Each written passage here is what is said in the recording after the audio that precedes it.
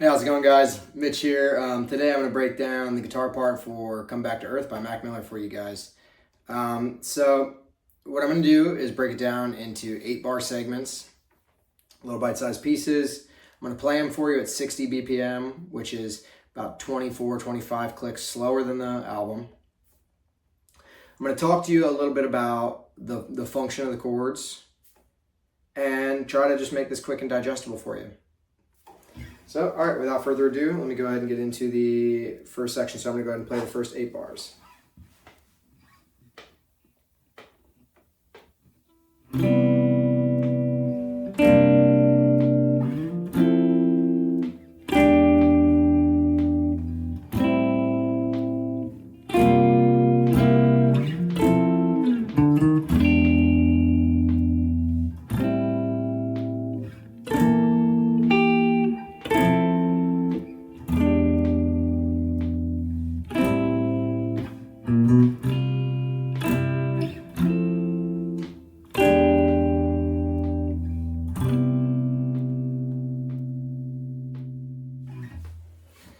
Nice stuff there. So the first thing I want to point out is that there's a really beautiful voicing here for a C major 7 that we're going to play again with just a little bit of a variation later in the song. But it's just this open position. 3rd fret A string, 2nd fret D string, open G, open B. Just wanted to draw attention to that because I think that's a really beautiful chord. But essentially, what I'm seeing here is we kind of have a 1, 4, 6, 4 kind of thing going on. And then there's some chords that are kind of bringing us in between. So, and I'm going to break down this particular section because this section is going to come back again and again and again. So what you really have going on here is 1, then your second chord, G minor over C, is functioning more like a C7 and taking us into the 4 chord F major 7. And you have this E7 altered, secondary dominant to the 6th chord. You have this C7 sus to C7, 5, 7 sus, 5, 7 of 4 again. And then the E7 again, taking us, that's that secondary dominant taking us back to the A or the 6th chord. And that repeats through the second 4 bars. Really the only difference is that when you see that secondary dominant E7 this last time, it is going to take you to a C major 7 instead of an A minor 7. But fundamentally, a C major 7 and an A minor 7 are very closely related, and you get a lot of the same function. You can use a lot of the same dominant chords to get to them. Okay, so let's hop into the second 4 here. Put my click back in my ear, or the second 8, I should say.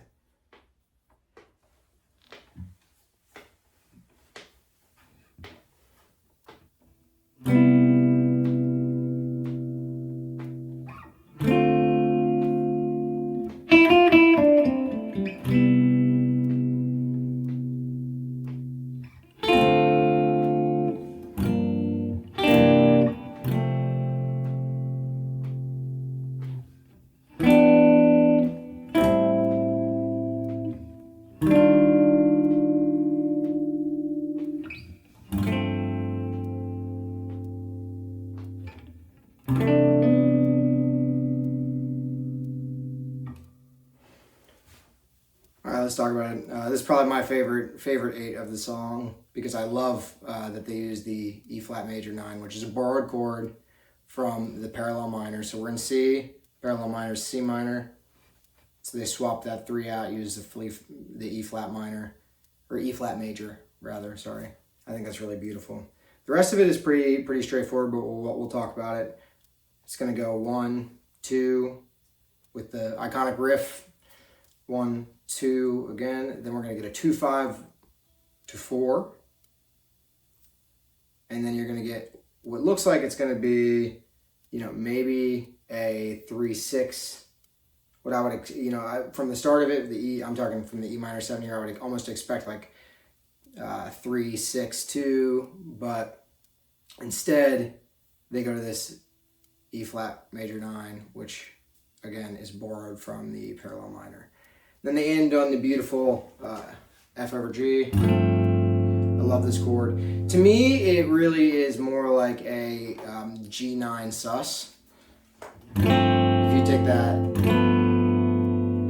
you can really feel that motion completely. All right, let's move on.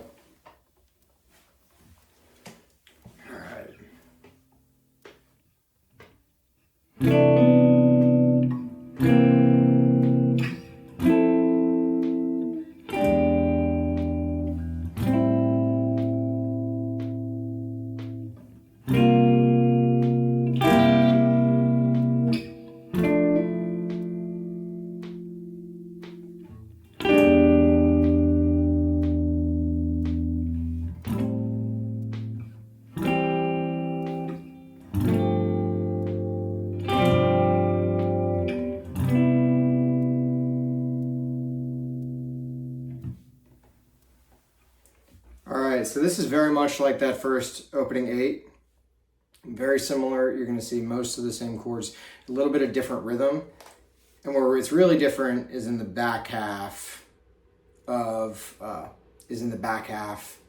this 8. So these are the last 2 measures of this 8, where we have a little bit of a play on that F over G. A very similar chord, right? We're going to kind of have the same chord, but we're going to put a G on top this time.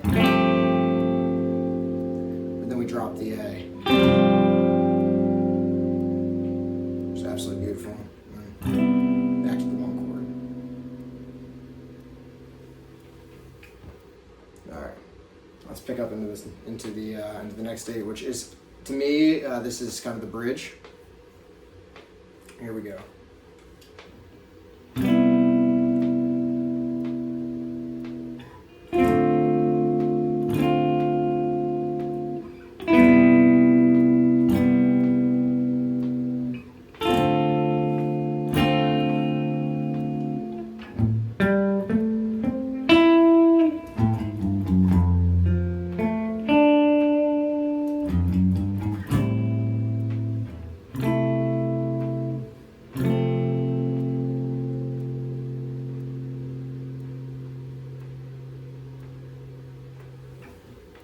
Like I said, so I view this part kind of as the bridge.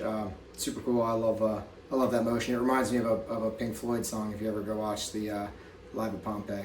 Anyway, I digress.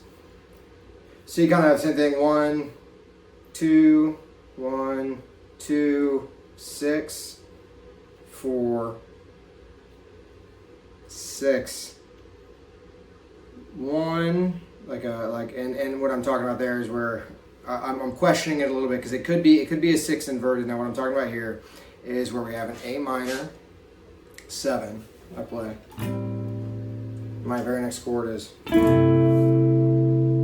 right? Now you could look at this as an A minor spread voice triad in first inversion. You could look at this as a C6. But either way, what I'm extracting from that is the 5-1 motion of the C, the F. All right, now we're going to break down into the very last part of the song. So I'm going to go beyond 8 this time. So I'm just going to play us out to the end, which is 12 bars. But it basically repeats the first 8 almost identically. So here we go.